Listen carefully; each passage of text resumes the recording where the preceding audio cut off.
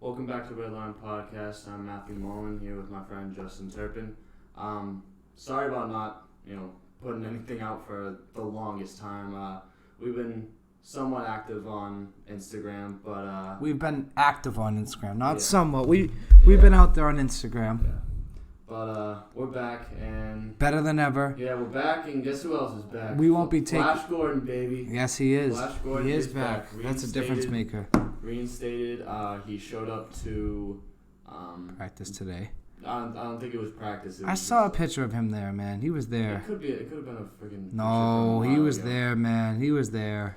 But I was Boston Globe picture. He was there, man. Yeah. I saw him there. Regardless, I was listening to 98.5. I guess they were doing a press conference with Bill, and then almost instantly after that, the reporters are allowed to go in the locker room and talk to players or whatever. I don't think there's anybody in there. But then Josh Gordon was next to his locker, and that's how people found out. He was there. Yeah, he was literally at his locker. He was allowed to report yesterday though, so I don't know if he did anything there yesterday, but no, I don't think he did. Sunday's a day off, man. Sunday's a day for resting. Yeah, but I think the obvious question is, can he stay focused? And you know what I mean by that, stay off the weed. I sure hope so, man. If he can stay focused and if he could just play ball, he's so good when he just plays ball. I mean, I was playing Madden today, kind of a little bit off topic, but kind of on topic, off topic. I was using him. He's only a couple touchdowns away from 25. For his career, and Edelman is one away from 25, and Edelman's doing this for a while. He's been basically he's only missed one season with the ACL. When he is healthy and he is playing, he is so dangerous. Yeah. It's tough to cover him, and he's just such a deep threat. He's such an offensive threat. And I don't even think it's a drug thing or it's an addiction thing, but I think it's more of a mental thing. I was reading something online. It was his history with substance abuse, and he did an interview with I think it was GQ or something like that, and he was talking to them, basically saying I started when I think he started I forget what it was. It was I forget what drug it was. Regardless, it started 7th grade. And he just kept doing it over and over again. And it was basically just to all right, well, I feel better doing this than I do, in my real life, feeling in my real life. Which sucks because going through that mentally, I can't even imagine what he goes through mentally. And it's no matter how rich you are, Kevin Love went through the same thing. No matter how rich you are and how successful you are, mental illness just takes a toll, and sometimes you can't control yourself when you go through. Honestly, I don't want to talk about the mental part.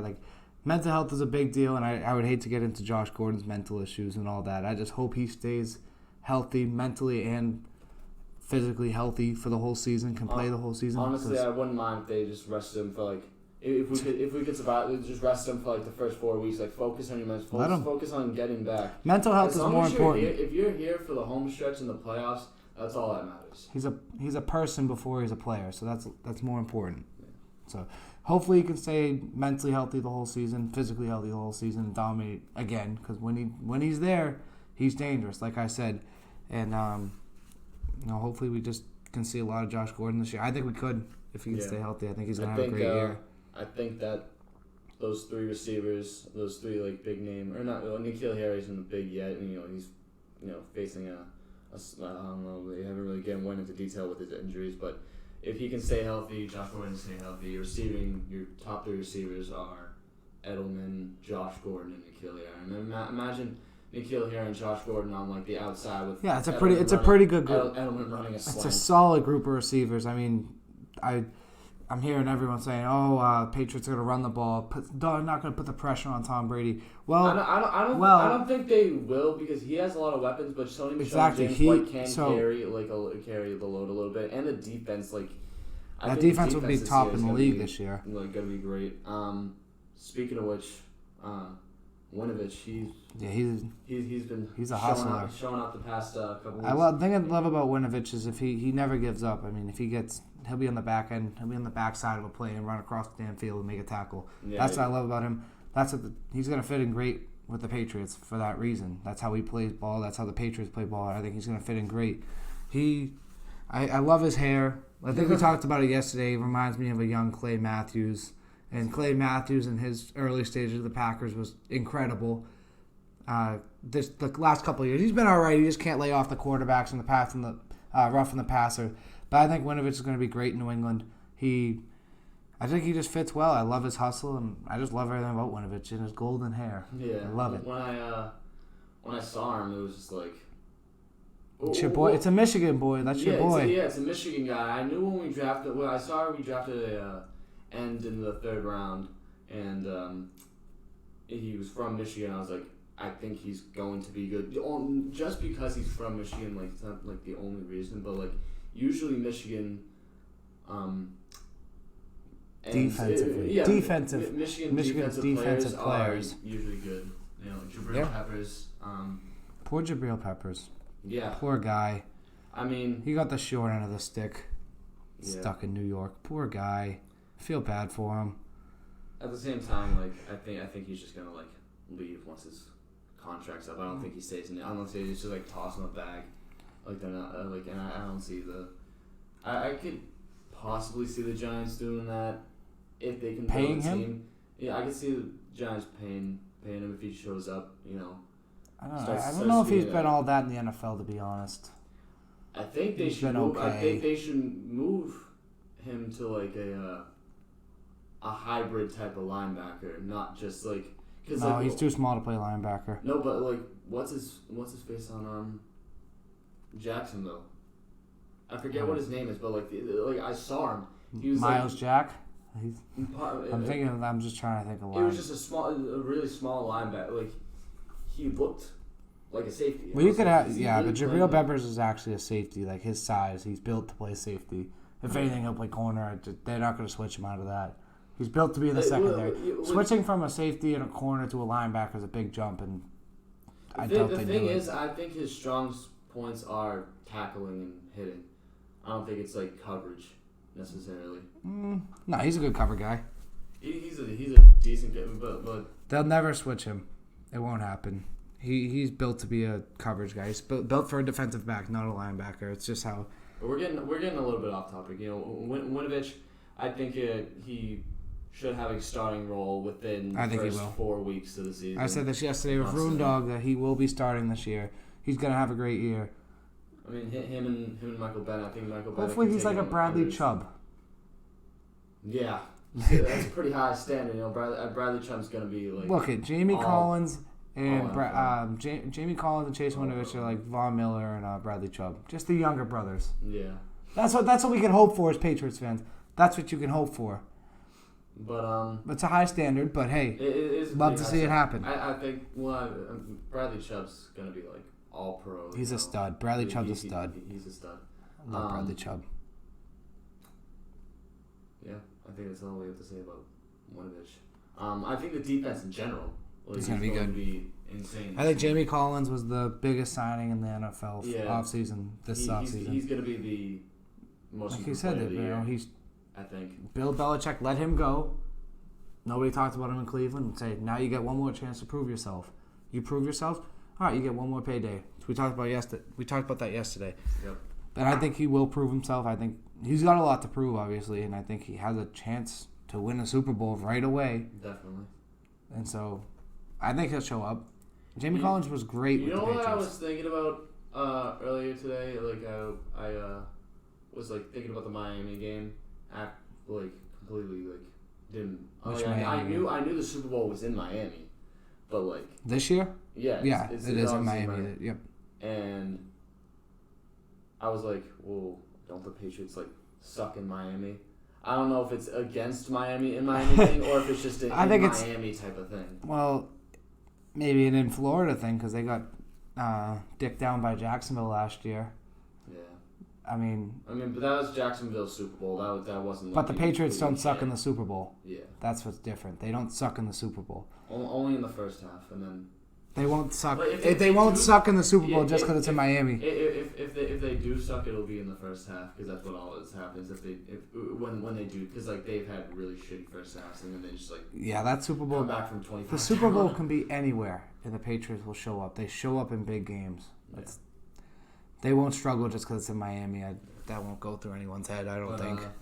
Back in the receiving core, N'Keal Harry, I kind of talked about his injury a little bit. I don't think it's as serious.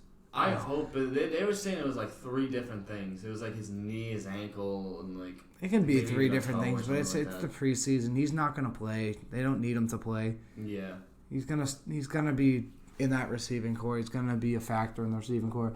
They don't need to risk him getting hurt in a preseason game. And oftentimes that's what happened, and that's why I think the NFL's pushing to shorten preseason games. I don't get the point of 4. But if they extend it to 18 games, starters can only play it was something ridiculous. Like the starters can only play 16, so you have to sit the starters like twice, or it was something crazy. I remember hearing about this because of contracts or something. I didn't like the idea. I say we keep it the same. I just think the players and the coaches got to be just more safe when dealing with that kind of thing. Yeah. Because look at a guy like Jordy Nelson. He was crazy in Green Bay. He was great. Yeah. He tore his ACL, was never the same after that. And it was in a preseason. It was preseason, but it wasn't in a game. It's just that kind of thing happens. I think it was in a game. I don't think it was. I remember seeing the video. Was it in a game? Yeah, I think shit. it was. Yeah. Further proving my point. Yeah. It might have, yeah. I don't know. It was a couple of years ago, but I honestly think preseason's just a joke. I think they should just do a bunch of joint preseason. No, preseason. I think they should just do a bunch of joint practices. Preseason's not a joke because it's for the guys fighting for a roster spot. That's why it's important. Well, that's why I feel like the joint practices are more competitive than the actual preseason game because you're not going to go as hard as you would in a joint practice because like you're saving the team basically. The preseason's necessary you're saving most of your good players for the guys to fight for roster spots. It's necessary for the referees to knock off their rust, so they're ready to go week 1. The refs are going to be shitty either way. Yeah, well, that's the NFL for you. But hey, let them get 4 games to just get warmed up being shitty. Yeah. Speaking of the preseason, Stidham's kind of lightened it up a little bit. Stidham's looked great. He has looked great. I think it's 14 and 19 the other day, 193 yards and a touchdown. Yeah. Granted, he looked a little like he looked definitely better in week 1, but I think week 2 it was a better defense. More experienced team. Obviously, he wasn't going against starters, but I think. Well, he did. I think he held. As I was saying, he did have a. They got down to the goal line and they tried throwing a little out, and it should have been picked off. And if it was picked off, it was going to the house. But it was dropped. That was one mistake I saw from him. But other than that, he's looked great. Yeah, he's thrown like 2 what should have been pick sixes the past like 2 weeks. He's looked great. I think it's just his decision making he needs to work on because if that's in the NFL, that's getting taken. Well, he had the receiver there. He just threw it a little bit behind him. Yeah, it's just his accuracy and it's all about timing when it comes to those like little short routes. That's why Brady's so good because he knows exactly where to put it and he knows exactly where his receiver is going to be. But Stidham has looked great. I think he'll be on the. It depends. It depends on what. I think Brady has an in on this. I think Brady will want Hoyer as his backup this year. I don't think they carry 3. So if they don't, I think Stidham will be on the practice squad. That's just what I think. They're gonna carry Stidham. Like they're gonna have. I think they'll put him on the practice squad. Yeah, they're gonna have him in the organization. I don't think they're gonna let him go, especially if he shows up. For sure. If he shows up the next 2 weeks, I don't know. If Brady's worried about a backup at this point, like, dude, you yourself know you're. Well, it's for Hoyer. I think he's going to want Hoyer for his mind. That's what Hoyer brings. Because Hoyer's not a rookie. He's been around. Hoyer has started in the league. Hoyer's been around. He has a mind. But he has started in the league. He has the best mind in the game. How much more knowledge do you need? You don't think he wants anyone to bounce off? But Hoyer has started in the league. And he's been Brady's backup for years. I think Brady's going to want him rather than Stidham. If they carry 2 quarterbacks, which I think they will only carry 2 quarterbacks. But if they carry 3, they carry 3. They've done that with Garoppolo and Brissett and Brady before, so it wouldn't totally surprise me. But I think they carry 2, I think it'll be Hoyer. I think they carry 3. I don't see like why they wouldn't, because like who else are you gonna put in? It's not like the team is insanely deep. I mean, the defense is kind of deep. If you want to, the receiving core is pretty deep. I mean, Demaryius Thomas.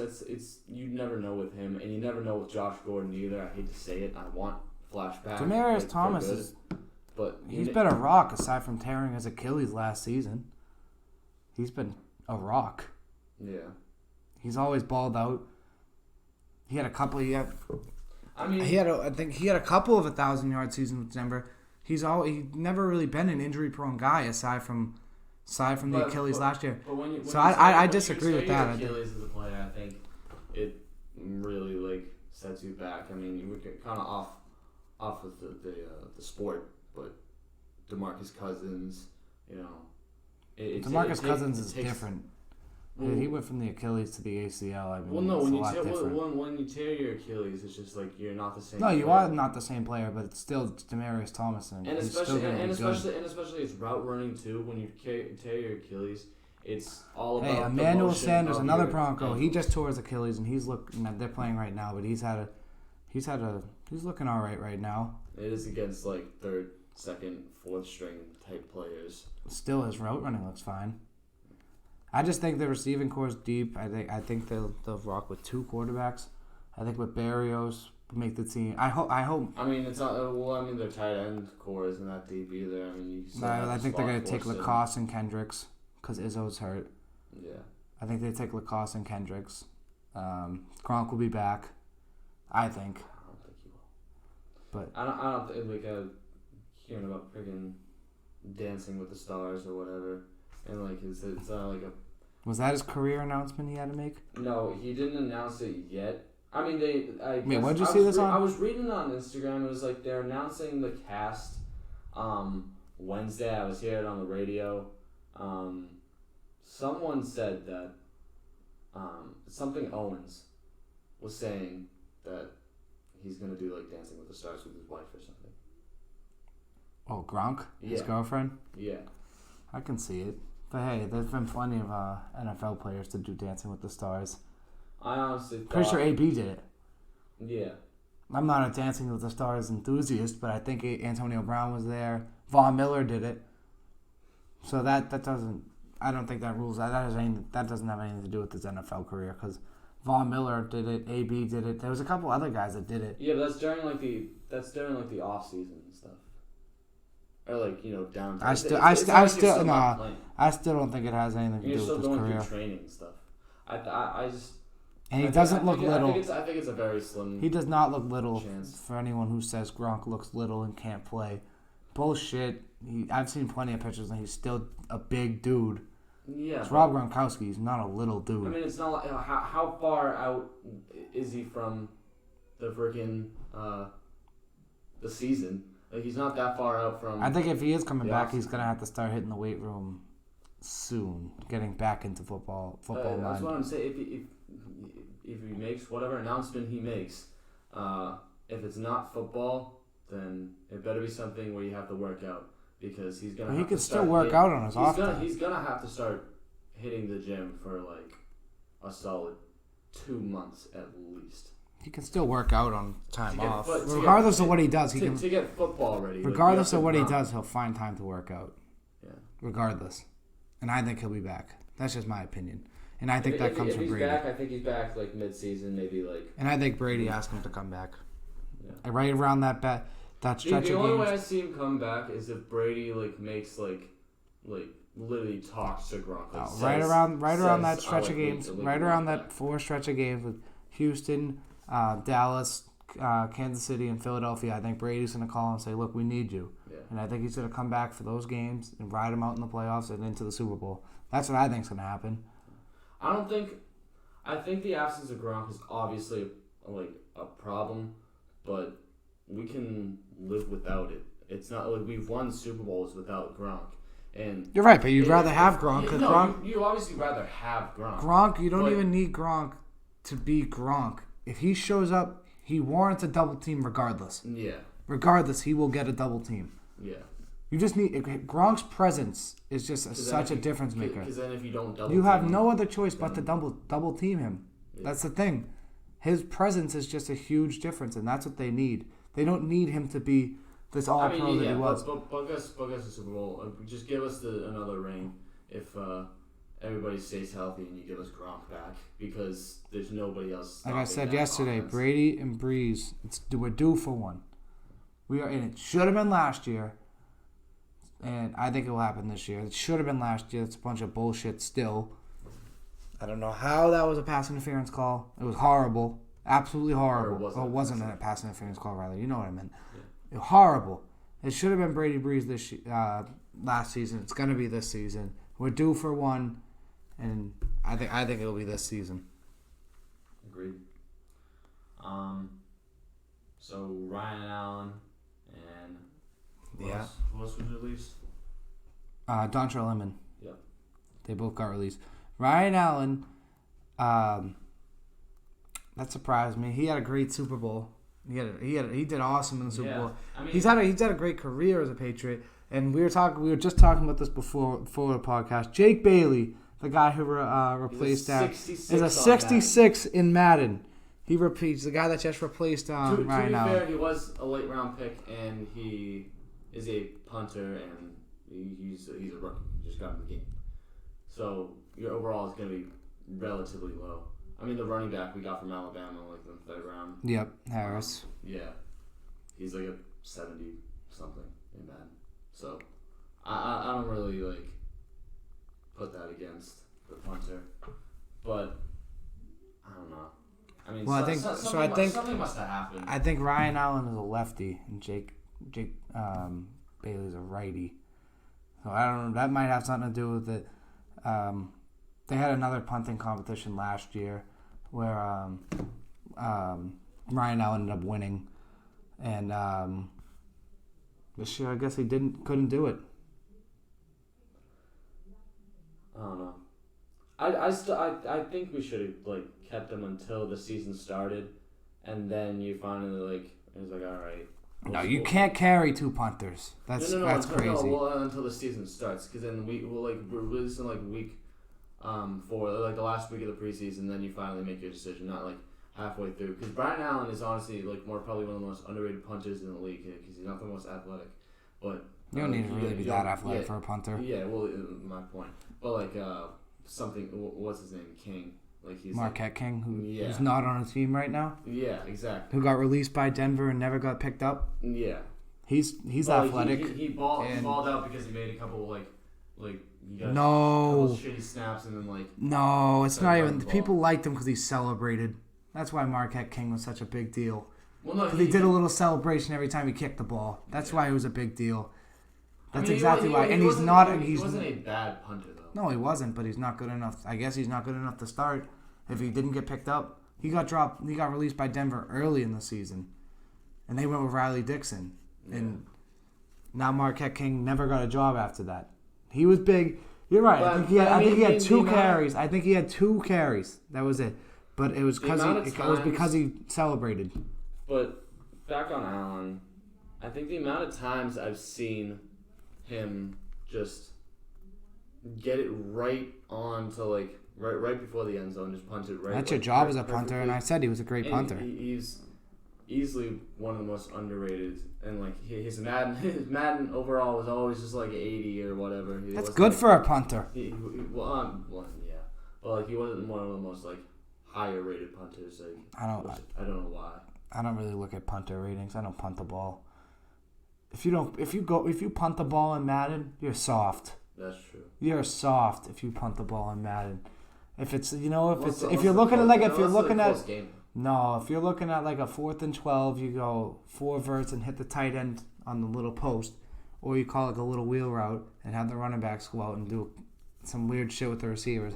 And if you're at a 4th and 4, why stick right there? He's always right there. Does that little sit wide open, works every time, works on every 2-point conversion too. Nobody can stop it. Don't punt the ball in Madden. You shouldn't know these ratings off the top of your head. I looked up the Jake Bailey rating because you said it was terrible. It's because I play franchise mode, so I always check what players are on the roster. You play franchise mode instead of MUT? What's wrong with you, boy? I ain't got that type of time or money for MUT. Oh, I'd have never spent a dime on MUT. That's why your team's ass. My team's nice. Yeah, well, MUT's starting to piss me off though.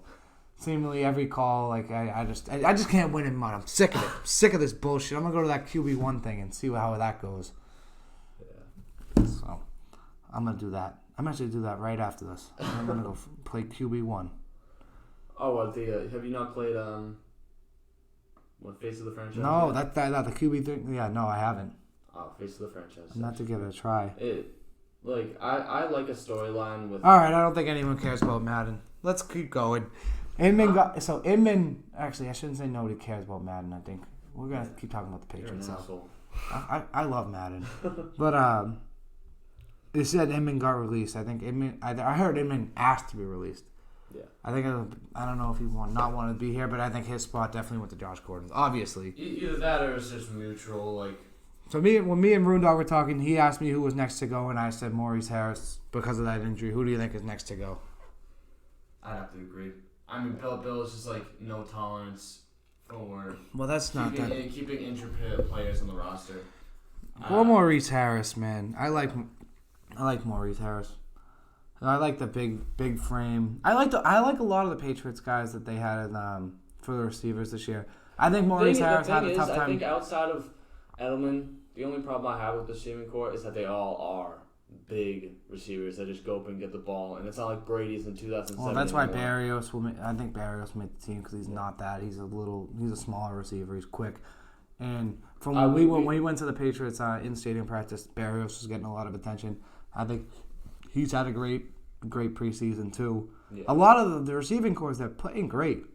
I think most of them are, and it's going to be a tough decision on who to cut. But I think Harris is gone. Obviously, Inman's already gone, and I liked Inman when he was on the Chargers. Yeah. I think he's always, like I said yesterday, he's always been kind of that guy, like a low key guy that's capable of making big plays. But what are you gonna do? I think, but back on like the receiving core, like their capability. A lot of them are deep threat guys like, outside of Edelman, and. You know, I don't know what was the. Well, I don't think I think Harry's more of a shorter route guy. Well, what was the other guy's name? Who, Barrios? Yeah, Barrios. I think he's obviously gonna make the roster because you need another slot receiver, to take the pressure off of Edelman. But if he doesn't show up, that's Brady's only like quote unquote reliable target because the rest of the guys you have on the team are either Josh Gordon, which you never know, he's always a question mark. And I don't think you can say Barrios is a reliable target yet. He hasn't played a game. You can't say that yet. And if Barrios doesn't work out and Brady doesn't get that, Brady will make his own reliable target. That's the thing about Tom Brady. The thing with Brady, to become a reliable target with Brady, he has to even a guy like James White, a reliable target. James White goes for you don't have to be the best receiver in the league to become one of Brady's favorite targets. You have to be in the place where he wants to be. That's it.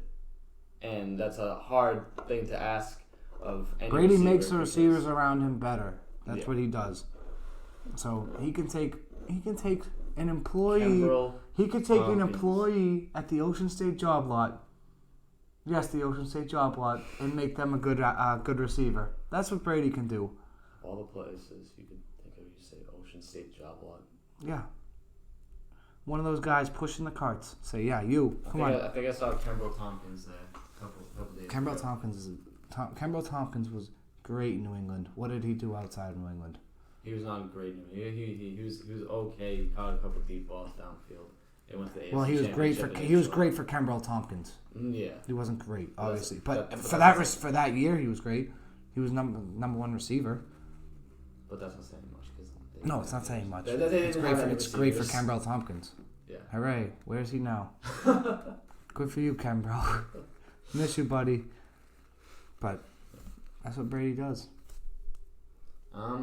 Yeah, that's pretty much all I have left to say. We'll be more active on podcasts, I promise. Yeah, we're going to be posting kind of like a mini podcast. We filmed yesterday. Yeah. Yesterday, August 18th. Sunday, August 18th, we filmed it at Six String Bar and Stage. Yes. Where on Thursday, the Spike King will be unveiling his Super Bowl 54 tattoo. Yep. So be there. Show up. Be there. Be square. What is it, like 1300s the max or what? They so we want 1301. Yeah, they want to see at least 1300 people there. They want to sell that at the venue. Come support Best Buddies. It's going to be a great event. You can honestly just show up for a little bit. Maybe even go to the Pats game. Pats Panthers. Yeah, they're playing. Go watch Stidham. When's it start again? I think 7:30. No. The event. Oh, 6. It's at 3:30 at Six String. Yep. So go. It's gonna be a great event. Go support Ride the Wave. Go support Best Buddies and have a great time. Go support Spike. And go support Spike, of course. Yeah. But other than that, I think we're out. Mamba out.